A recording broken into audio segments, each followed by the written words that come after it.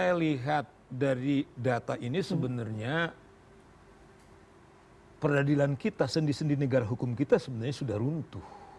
Karena kalau kita lihat misalnya paradigma katakanlah presiden, ketika kita APBN kita di-cut efisiensi 30%, tapi pemerintah berani meningkatkan kenaikan gaji hampir 300%.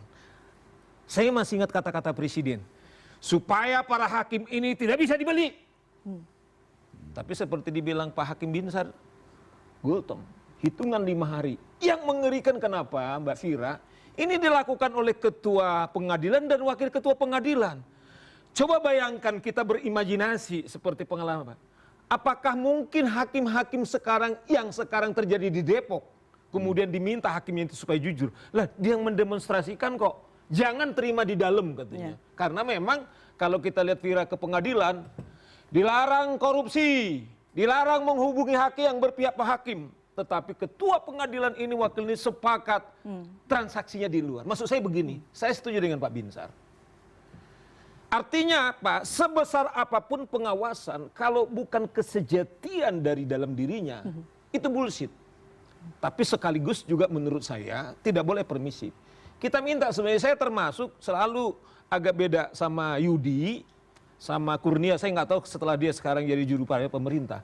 Sepertinya di Undang-Undang Tipikor itu masih ada, sebenarnya itu adalah dalam pasal 2 ayat 2 dihukum mati. Menurut saya, kami para penegak hukum ini menurut saya, seperti hakim apalagi, karena dia benteng pengadilan, andaikan jaksa rusak, andaikan kami ini pengacara ini rusak yang tujuannya adalah menggoda, tetapi ketika hakim itu bisa menjaga moralnya, selamat kita semua.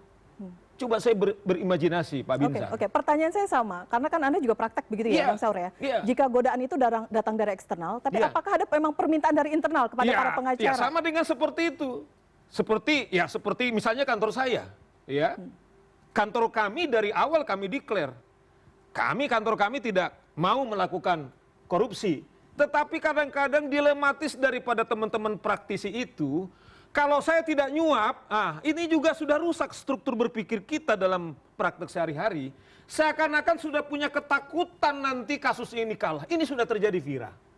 Oleh karena itu menurut saya, seperti apa yang terjadi kasus di Depok itu Mbak Fira, itu kan bukan lagi putusan-putusan sudah selesai. Iya. Coba bayangkan hanya pelaksanaan putusan, masih sedemikian rupa.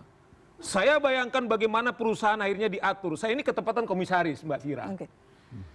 Konsekuensi dengan uang diberikan kepada hakim, akhirnya perusahaan ini juga rusak. Bukan saja direkturnya kemudian dipecat, tetapi pembukuannya kemudian didesain, namanya engineering financial itu kayak model seperti ini.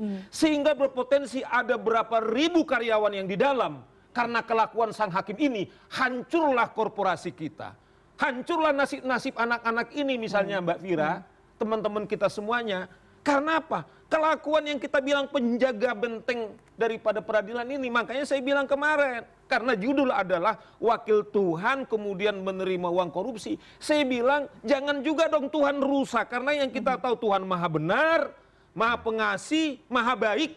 Nggak mungkin dong si maha baik itu melakukan pemerasan seperti ini gitu loh. Nah usul saya, di samping tadi Pak Binsar sudah menjaga dirinya, tetapi kita hukum hakim ini, kalau misalnya standarnya, katakanlah mungkin nggak tahu, nanti kita tanya Pak Binsar, kita tuntut dia maksimal 3 kali dari sebenarnya perintah daripada hakim. Ini menurut saya seimbang antara menjaga integritas dengan label sebagai yang mulia, tetapi juga hukuman kepada mereka juga harus 3 kali apa yang mestinya diberikan kepada warga negara. Gitu loh menurut saya Fira. Oke.